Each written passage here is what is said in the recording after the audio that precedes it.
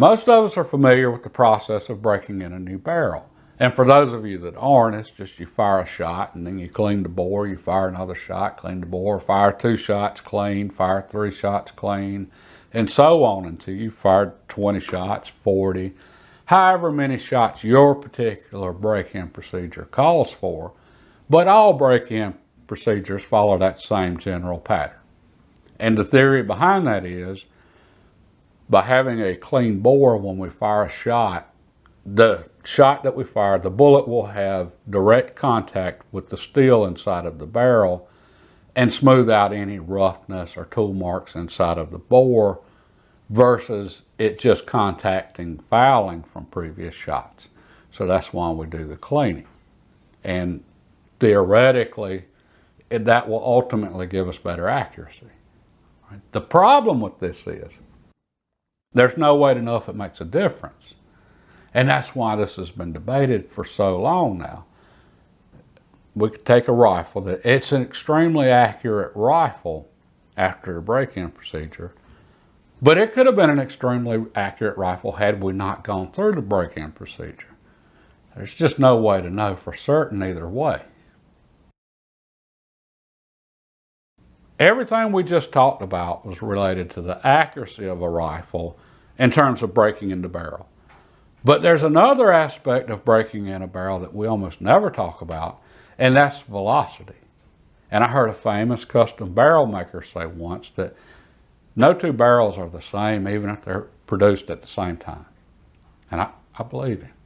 As a result, there's variations in the accuracy from barrel to barrel. There's also variations in velocity from barrel to barrel. So some barrels, for whatever reason, are just more accurate than others. Well, similarly, some barrels are just slower or faster than others. And in the case of this particular Winchester Model 70 Westerner here, this barrel is slower than it should be. And since I've started chronographing my rifles, I'm starting to realize just how common this is to have barrels that are slower than they should be. It seems to be extremely common. And something else that I'm also learning is that as we fire rounds through a new barrel, it's very common for a lot of barrels to increase in velocity after so many shots are fired through them.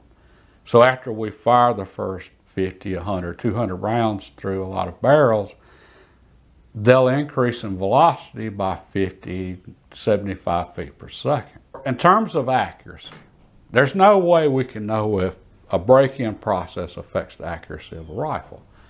But at least for the barrels that increase in velocity, we do know something is happening inside of those barrels. We do know that those barrels are being broken in. Something's changing. And as a result of that, they're increasing in velocity by 50, 75 feet per second. And then they're staying at those new higher velocities once they've been broken in. All right. That seems to be very common. But one thing that is very uncommon, extremely rare, and that's what makes this rifle here so very special and so very rare, we actually know why this barrel is slower than it should be. Something I'm just learning about that seems to be common knowledge amongst those that deal with custom barrels is that rifle barrels actually have a taper to the bore. So this is the action of a rifle. As we go down the barrel, one end of the barrel will actually be larger or smaller than the other end. There's a very slight taper there. And a friend of mine recently did a build using a Krieger custom barrel. That barrel actually came marked as to which end was the larger end of the inside diameter. That way he would know to cut his chamber on that end. You want the small end to be at the muzzle. In the case of this particular Winchester Model 70, it's just the opposite. Here's the action. The bore is actually getting bigger. So it has a reverse taper to it. And we know this because we actually went in with a borescope on a previous video when we figured all of this out.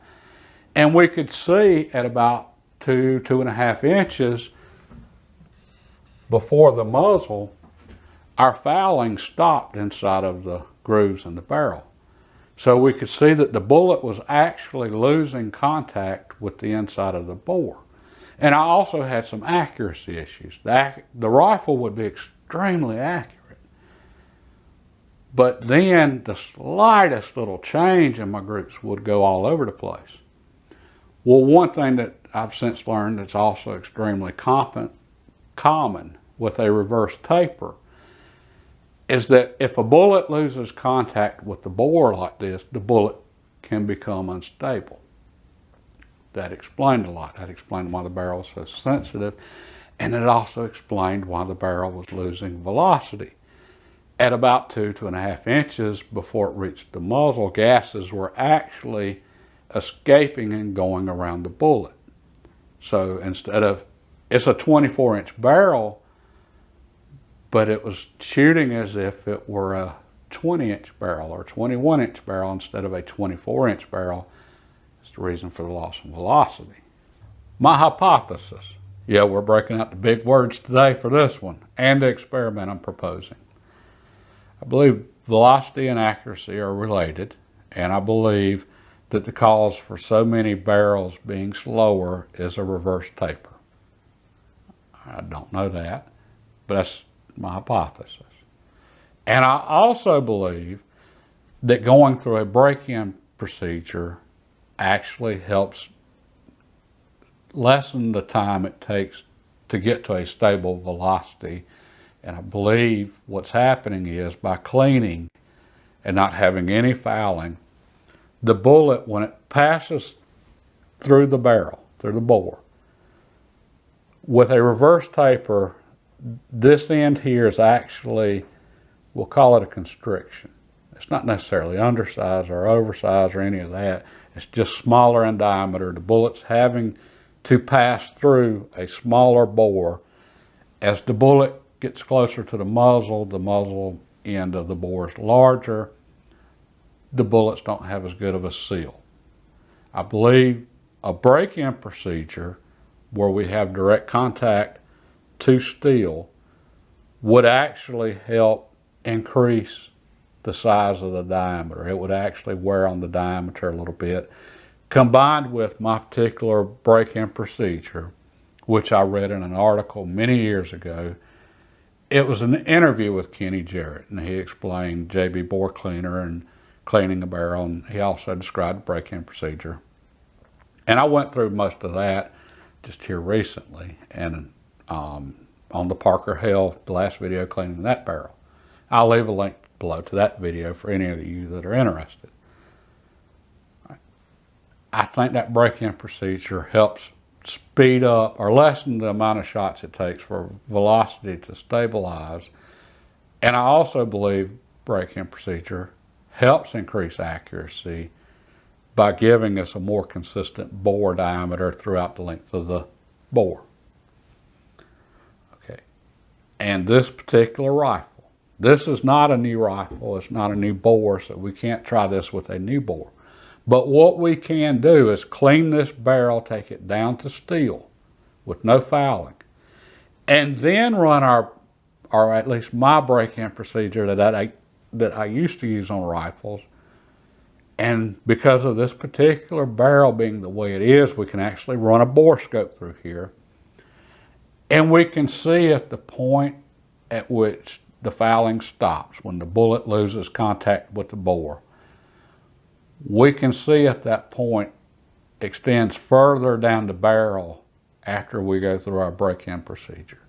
So instead of the bullet losing contact and the fouling stopping at 2.5 inches before the muzzle, is it going to stop at 1 inch before the muzzle after our procedure? Or will it increase the length of the barrel, to the entire length of the barrel? And will our velocity change during all of this? And if we can actually get fouling to the muzzle, I suspect our accuracy is going to be greatly improved. I believe our velocity is going to be improved. And again, we can actually look at this one as we're going with the bore scope and see if anything's changing. From that, if anything does change, I think it's safe to say that a break-in procedure for a rifle actually does do something for the bore. Let's try it and find out. We're going to start by using the bore scope gauge to identify exactly where inside the bore the fouling stops at. So as we go, we can see we've got fouling, Right about here, I can notice a definite change in the fouling that's in the bore, and we can see it's completely changed as we go further down. So we've lost contact here. And I'm going to say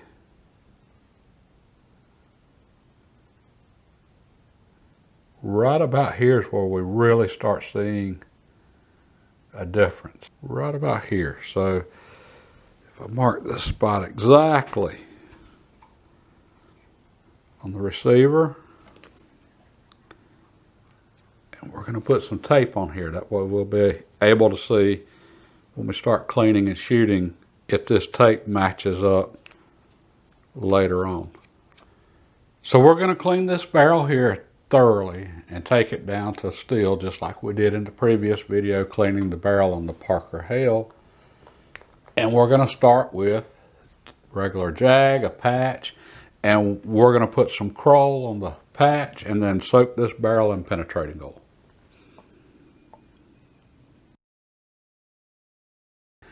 Now we're going to use JB Bore Cleaner, just like we did on the Parker Hale.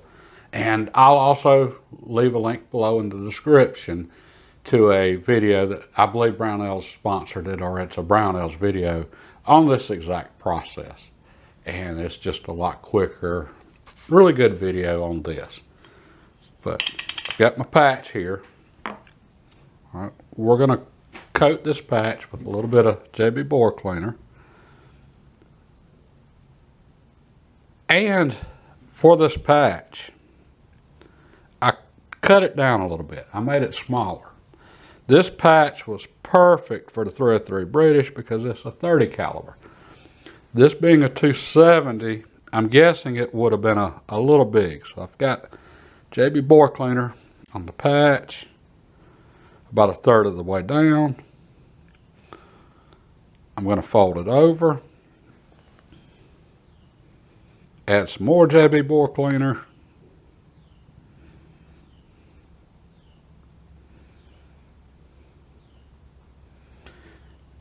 Now I'm going to put this on this Parker Hale style cleaning jag. The difference between a Parker Hale style jag and a regular jag is that the patch will actually wrap around the jag itself. And the jag will hold it in place while we scrub the barrel. Before I used a wire brush, bronze brush with a patch wrapped around it, and then a lot of JB Bore Cleaner. And that works. What this lets me do though is I can go back and forth and really scrub the barrel with this. I was able to do that using the wire brush after I used it a little bit, and I said in the Parker Hale video that I went back and cleaned the barrel a second time. Well, that time I was able to really scrub it because I'd worn the brush down enough to where I could do that. Initially it was too tight. But that's the advantage of a Parker Hale style jag. These are a lot harder to find than they used to be, but they're really good jags, do a great job. And one final thing I want to do is take a little piece of tape and mark this cleaning rod at the spot just before the jag comes out of the muzzle. And you're going to see why in just a second, in just a moment. All of this is going to make sense. And keep in mind everything we said about the taper on the barrel. So what we're going to do, we're going to come back. We're going to scrub this part of the barrel more than the end. And this is what you would do if you were going to hand lap a barrel. You would really work over the chamber end and then slowly work your way down so that you get that taper we were talking about. You want this side here ever so slightly larger than the muzzle end. With this being a reverse taper, we want to take material off this end if at all possible. Now, JB bore cleaner, it's not going to remove much steel. It is a very mild abrasive, but I can't see it hurting anything. I'm just hoping the combination of JB bore cleaner and us cleaning really heavily on this end, and then firing at the range, cleaning, firing, and so forth, I'm hoping we can reduce the size of the restriction on this end and then get this bore a little more even as far as diameter to see if we can maintain the seal all the way to the muzzle. We're going to try it. So let me get the scrubbing. And a little more specifically, okay, I just entered the barrel with the jag and the JB bore cleaner on it. I'm going in about 1 inch, coming out. And I'm not removing it completely from the bore. I just know about where to stop at before it comes completely out. Then I'm going in 2 inches. I'm pulling it all the way back, going in 3, 4, 5 inches, pulling it all the way back and repeating the process so that I'm scrubbing this side more than this side.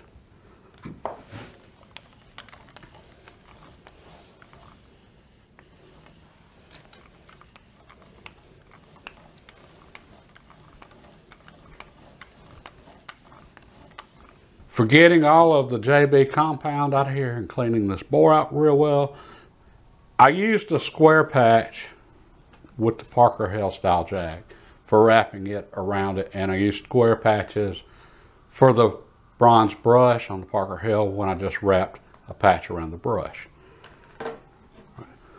For this, I want to use a round patch because I'm going to put it on the end of the jag. I've got just a standard jag here. Again, this is just for cleaning all the gunk out. So I've got some Hoppies number 9. I just put some on the patch here.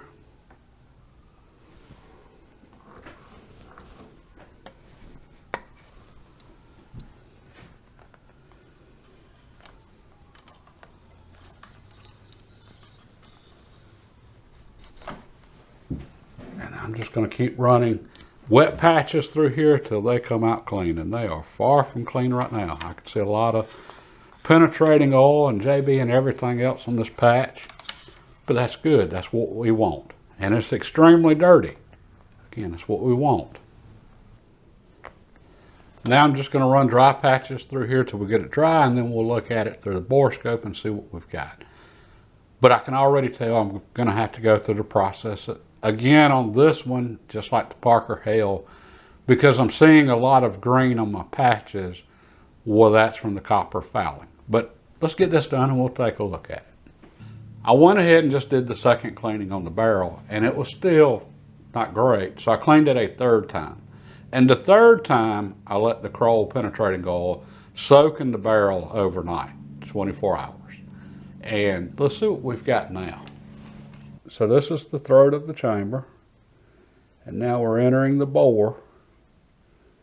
And as you can see, it's pretty shiny in here. We are down to steel. Now as we go further and further down the barrel, there's more carbon close to the muzzle end. Not much, but that's okay. We're mainly concerned about the chamber end. Here, now the carbon starting to show up a little bit at the muzzle. We can see a little bit of copper fouling there. But that's it. We're right at the muzzle. And that concludes part 1 of the barrel break-in experiment.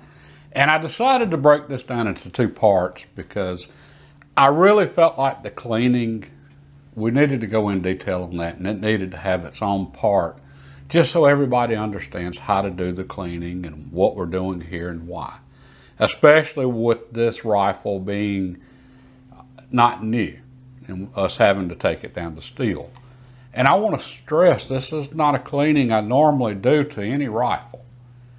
But just like with the Parker Hill we did a few weeks ago, and with what we're doing with this one for the experiment, there are times we need to know how to seriously clean a bore. There are those special rare occasions. So I just wanted to make sure we went into that in detail, just in case you run into one of those special occasions sometime in the future.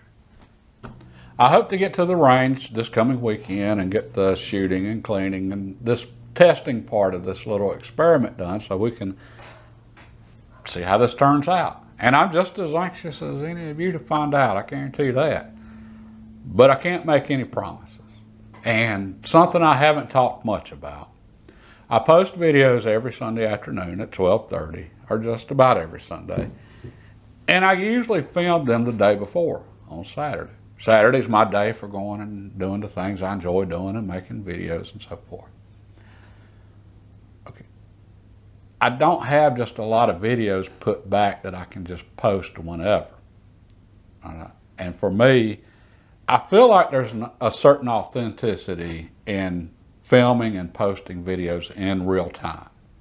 And something I've done a very poor job of explaining is this is not a gun channel. Now, I know you wouldn't have ever guessed that.